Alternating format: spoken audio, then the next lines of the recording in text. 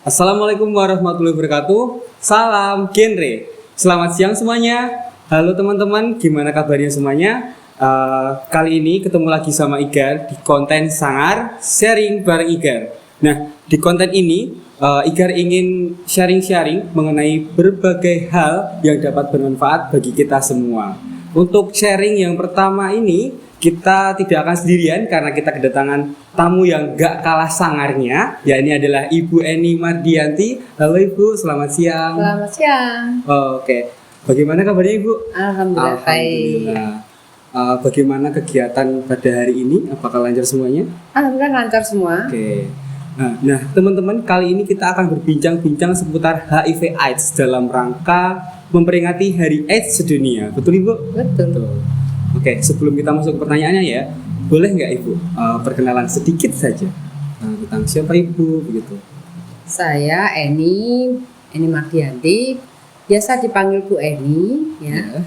Saya sebagai relawan sekaligus manajer kasus untuk HIV/AIDS di Kabupaten Kudus. Khusus Kabupaten Kudus aja ya, jangan kemana-mana. Tapi mungkin Sun bisa maju. Bisa Enggak jadi sih. perwakilan Jateng. Enggak sih, karena terbentur waktu juga tenaga yang saya sudah uzur, sudah 50, hampir mendekati 60 tahun. Demikian. Begitu. Itu dia tadi sedikit perkenalan dari Ibu Eni Mardianti. Sebelum kita mendalami lagi, saya ingin membahas mengenai HIV/AIDS itu apa sih Bu? Iya. Baik, HIV AIDS itu tidak bisa digabungkan HIV/AIDS begitu ya, HIV dan AIDS, karena HIV itu virusnya, virus yang menyerang kekebalan tubuh manusia. Saya garis bawahi manusia. Lalu yang AIDS ini manusia yang sudah punya virus HIV yang terinfeksi penyakit yang lain, hanya infeksi ikutan yang lain namanya AIDS. Jadi AIDS itu penyakitnya atau sakitnya, kalau HIV itu virusnya. Begitu ya. Lalu untuk virus HIV ini menyerang ke siapa saja dan apa penyebabnya? Virus HIV bisa menyerang ke siapa saja, siapa menunjuk orang, manusia ya. Oh iya. Jadi selain manusia, virus ini tidak bisa masuk untuk menginfeksi karena memang yang punya DNA virus itu adalah yang bisa direplikasi atau dikopi oleh virus HIV hanya sistem kekebalan tubuh manusia. Dalam bahasa medisnya adalah sel CD4. Yang punya hanya manusia. Iya. Jadi yang punya HIV hanya manusia. Oke. Dan tadi virus ini menyerang ke kekebalan tubuh manusia ya. Berarti dampaknya adalah kekebalan tubuh manusia menurun begitu. Ya, semakin menurun. Iya. Kalau diibaratkan tentara itu kan sebuah negara kan ada tentara nih, tentaranya semakin sedikit sehingga musuh bisa masuk untuk menyerang. Begitu. Oke. Baiklah, langsung saja kita masuk ke pertanyaan kita. Ya, ini adalah yang pertama ya. Seberapa bahayakah virus HIV menurut Ibu? Virus HIV itu kan sudah bisa ditekan. Ya. Kalau memang dia patuh untuk pengobatan, HIV sudah ada obatnya ya. Itu tidak akan berbahaya. Tetapi kalau virus HIV ini tidak ditekan dan semakin rendah sistem kekebalan tubuhnya, semakin rendah jumlah sel CD4-nya, maka semakin banyak infeksi yang masuk. Sehingga seseorang bisa dikatakan AIDS. Kalau sudah AIDS kan sudah ada mulai meningitis, di sini ada limfodenopati, lalu ada kandidiasis oral, jamur di mulut, ada TB paru aktif, ada IMS, ada infeksi kulit. Jadi infeksi yang menyerang banyak infeksi yang menyerang ke dalam tubuh kita itu yang dinamakan AIDS. Itu yang dinamakan AIDS. Seseorang bisa kena AIDS kalau sistem kekebalan tubuhnya menurun.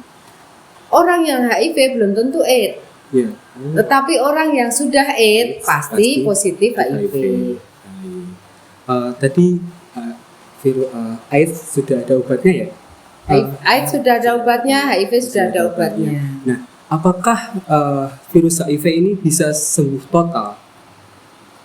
Kalau bicara sembuh tentu bicara sakit. Artinya bahwa virus HIV ini dengan ARV, antiretroviral virus ini ditekan pada angka not detect. Jadi kalau di lab sudah tidak terdeteksi. Artinya semakin sedikit virus HIV maka semakin tinggi sistem kekebalan tubuhnya, karena sel CD4 ini tidak dibajak lagi oleh virus HIV karena HIV-nya semakin kecil. Dan orang yang HIV dengan virus not detect pasti sehat. Dengar-dengar Ibu Eni Mardianti ini adalah seorang relawan ya tadi. Relawan. Dan apa motivasi Ibu yang menjadikan Ibu ini mau menjadi relawan gitu? Awal-awal dulu 13 sampai 15 tahun yang lalu saya hanya penasaran HIV itu apa. Ya. Lalu ini kok semakin dulu isunya kan dari narkoba. Ya. Waktu itu remaja anak saya mau kuliah. Ketakutan saya adalah mereka juga menjadi jangan coba-coba dengan narkoba. Setelah narkoba melihat ke sini lagi HIV-nya semakin tinggi. Nah, saya sebagai seorang ibu yang juga mengamankan ya, membetengi, memagari supaya anak-anak muda terutama anak-anak saya supaya tidak terinfeksi HIV seperti apa. Satu, tentu dengan pengetahuan. Setelah pengetahuan kita dapat, kita harus tularkan itu kan. Nah, disitulah motivasi saya bahwa menjadi seorang relawan itu asik banget karena kita sekaligus kita bisa membetengi diri kita sendiri, juga di situ berpartisipasi dalam hal pengabdian kepada bangsa dan negara. Iya. Apakah ada ketakutan saat menjadi awal-awal relawan itu?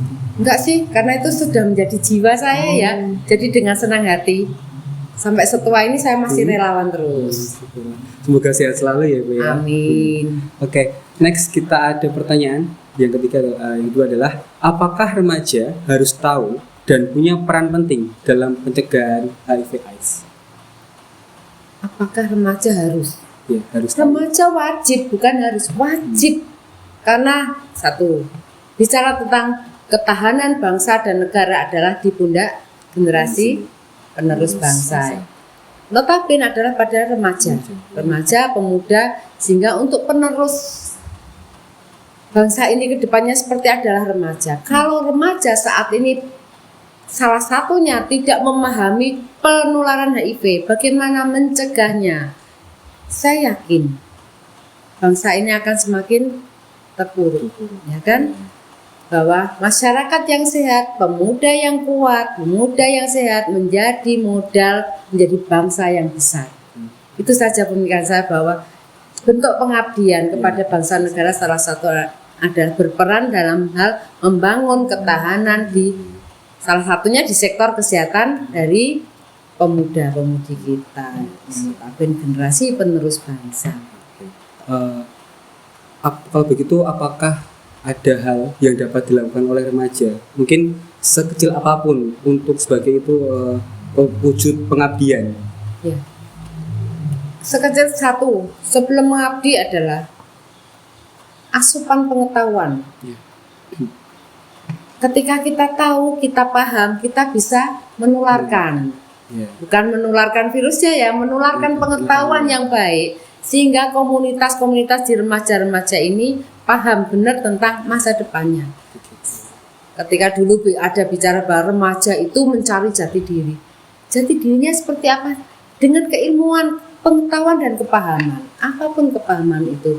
Ketika bicara HIV, ya kita harus paham dulu apa itu HIV, bagaimana pencegahannya, ya seputar itu dulu, baru berkembang ke ruang lingkup yang lain, yang lebih besar tentunya. Keluarga, komunitas, kota, kan di sekolah atau kampus. Oke. Berarti setidaknya kita harus tahu dan juga menyebarkan informasi yang baik gitu ya. Itulah salah satu manfaat menjadi manusia ya. Iya betul. Karena pernah dengar sebuah pepatah, sebagainya manusia adalah manusia bermanfaat bagi orang lain. Gitu.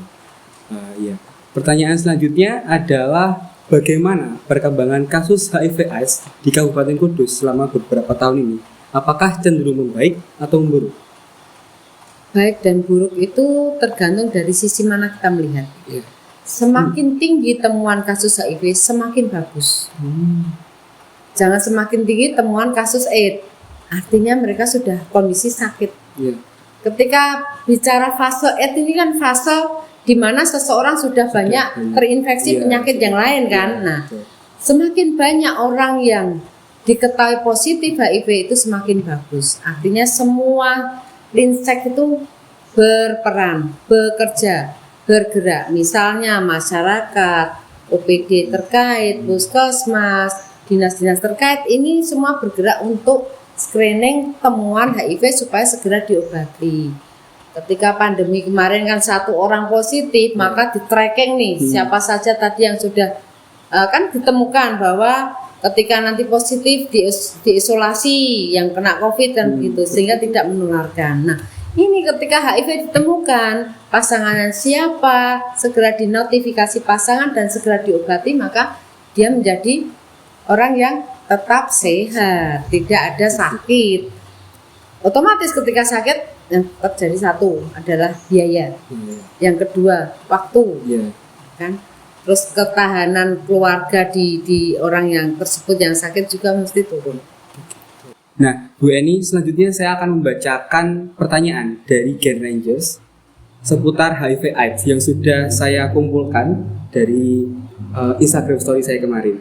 Nah, yang pertama adalah Kak, berapa banyak sih populasi AIDS di Indonesia dan seberapa bahayanya AIDS itu? Kalau populasi di Indonesia dengan generasi Gen Z ya ini ya, tentunya lebih bisa mengakses kan gitu. Jadi saya tidak konsen di berapa banyaknya, tetapi bahwa AIDS masih mendominasi temuan-temuan baru. Artinya ketika temuan AIDS sudah masuk ke rumah sakit. Tapi kalau temuan HIV, tentu ada kesadaran untuk screening. Jumlah datanya mungkin boleh di-share gitu. Kalau di Kabupaten Kudus Kabupaten Kudus temuannya saat ini meningkat, walaupun kemarin di era pandemi itu sedikit ada penurunan. Kita paham lah tidak ada banyak VCT mobile, tidak ada banyak orang yang berani ke layanan atau ke rumah sakit karena ada pandemi itu. Tetapi ketika pandemi sudah melandai, ini temuan HIV naik lagi. Temuan HIV ya, bukan AIDS ya. Jadi semakin banyak temuan HIV semakin bagus. Oke. Pertanyaan selanjutnya adalah mengapa Catin di Kudus wajib menjalankan VCT? Catin itu menjadi kewajiban walaupun belum ada perbuknya, perdanya, perda pencegahan penyakit sudah ada. Jadi Catin itu kenapa sih? Kita melihat cita-cita membangun sebuah rumah tangga. Salah satu cita-citanya apa? Bukan satu sih, ada sakinah, mawaddah, warahmah, ya kan? Yang berikutnya adalah meneruskan keturunan. Kita tahu bahwa membangun sebuah keluarga yang sakinah, mawaddah, warahmah ini dalam posisi salah satu misalnya tidak sehat atau dalam kondisi ada virus, apapun virus itu tidak harus HIV kan? Ada virus sifilis, ada virus hepatitis, ada HIV. Nah, kenapa harus screening? Nah, supaya tidak menularkan. Kalaupun nanti positif salah satunya di virus ini, Catin ini salah satu ada yang positif, kan ada pencegahannya. Nah, itu tadi bahwa membangun sebuah keluarga yang sakinah mawaddah warahmah harus diawali dengan fondasi yang kuat. Apa itu tadi? Salah satunya ketika kita bicara kesehatan ya, masalah bicara tentang keimanan atau keyakinan itu biarlah urusan yang lain. Urusan pribadi gitu ya, Bu? Iya. Terima kasih. Untuk pertanyaan selanjutnya adalah jika kita tahu pasangan kita sudah terkena HIV/AIDS, bagaimana cara memenuhi kebutuhan biologis? Kalau kebutuhan biologis adalah hak asasi manusia ya. Bagaimana kita mencegah? Kalau salah satunya itu positif, ini artinya yang dinamakan pasangan diskordan. Pasangan diskordan itu yang satu positif, yang satu negatif kan begitu. Satu adalah yang positif harus segera melakukan terapi ARV kan. Sehingga ketika virusnya sudah posisi not detect itu kan tidak menularkan. Berarti bisa gitu ya. undetect sama dengan untransmisi. Harus melakukan terapi IVD. Ya. Next adalah pertanyaan, kenapa sih pengenalan AIDS harus sejak dini? Tadi ya sudah dari pertanyaan hampir sama dengan pertanyaan yang pertama tadi, bahwa kita ini kan harus tahu, harus paham. Kepahaman itu kan harus sejak dini. Ketika kita terima pelajaran dari SD maupun SMP, kita lebih mudah karena tidak banyak problem. Untuk itu sedini mungkin kita kepahaman apapun itu, kepahaman apapun, apalagi tentang kesehatan. Nah, kita hidup ini kan juga ditunjang dengan kesehatan. Kalau kita hanya hidup saja dengan sakit-sakitan, kualitas hidupnya juga akan menurun. Betul. Wajib itu tahu sejak remaja ya. Kalau anak-anak mungkin logikanya belum sampai masuk ya. Berarti remaja harus sudah tahu. Wajib tahu. Wajib tahu ya. Gitu kan wajib belajar. Ketika wajib tahu, kalau tahu tapi nggak belajar ya nonsen, nggak mungkin tahu kan. Wajib belajar, sering mendengar, sering membaca, bukan sering main HP. Tapi main HP kan juga bisa Bu, juga belajar. Mainan dari, kan? Belajar dari HP. Belajar dari HP bisa, tapi kalau main HP, sekarang kan banyak game online ya itu kan? Sampai pemborosan kota, pemborosan uang. Iya. Oke, itu tadi 4 pertanyaan dari yang sudah saya kumpulkan. Cukup 4 saja ya, karena banyak sekali. Nanti durasi video kita ini bisa berjam-jam, nanti malah bosan ya. Berapa episode? Begitu. Nanti mungkin kita lain kali bisa bertemu kembali. Mungkin kita bisa mengadakan seminar mungkin Bu. Boleh, dengan senang hati. Ya, untuk penyuluhan begitu ya. Generasi muda kan. Ya. Untuk sebelum kita menutup pada konten sangar kali ini, pertanyaan terakhir ya Ibu. Boleh. Untuk selanjutnya, langkah apakah yang ingin direalisasikan oleh KPA bersama Dinkes untuk menekan kasus HIV/AIDS dan melindungi generasi muda di Kudus? Ya, kita pakai strategi program nasional itu kan pakai strategi STOP ya. Suluh, temukan, obati, pertahankan. Nah, ini yang harus dicapai pada tahun 2030. Kalau tidak dimulai dari sekarang, nonsen akan tercapai dari zero-nya kan. Kalau genre seperti ini kita juga sama, bahwa stop suluh tentang kepahaman, suluh screening, terus ketika sudah terscreening ditemukan, ketika sudah ditemukan diobati supaya tetap sehat. Jadi tadi ada program yang namanya stop. Ya, strateginya stop. Suluh, temukan, obati, pertahankan. Gitu. Nah, itu dia teman-teman, sedikit sharing-sharing bersama Ibu Eri Mardianti, Ketua KPA Kabupaten Kudus.